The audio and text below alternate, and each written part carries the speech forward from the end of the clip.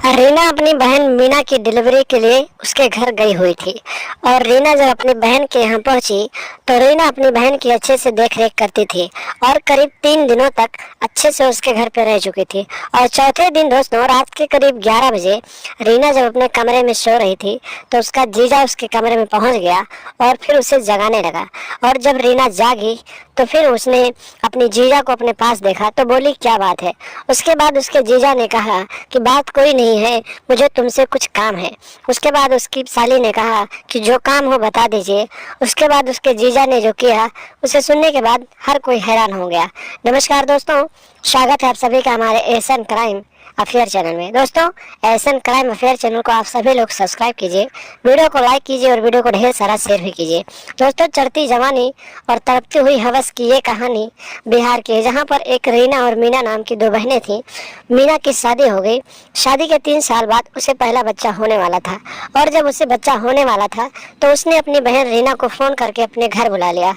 और फिर जब उसकी बहन रीना उसके घर आ गई तो फिर रीना अपनी बहन की देख रेख करने लगी। देख रेख करते करते लगभग 4 दिन बीत गए थे और 4 दिनों तक वो अपनी बहन मीना की अच्छे से देख रेख कर रही थी। लेकिन एक दिन की बात होती है, रात के करीब 11 बज रहे होते हैं।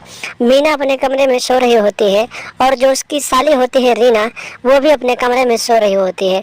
जीजा रात के करीब 11 बजे अपने कमरे से उठता है और अपनी साली रीना के कमरे में पहुंच जाता है और फिर उसे जगाने लगता है। और जब रीना को जगाने लगता है तो रीना की कुछ देर बाद नींद खुल जाती है और वो देखते हैं कि उसका जीजा उसके कमरे में पहुंच चुका है और उसके बिस्तर पर बैठा हुआ है। रीना कहती है जीजा जी क्या बात है, आखिर इतनी रात को आप यहाँ क्या कर रहे हो।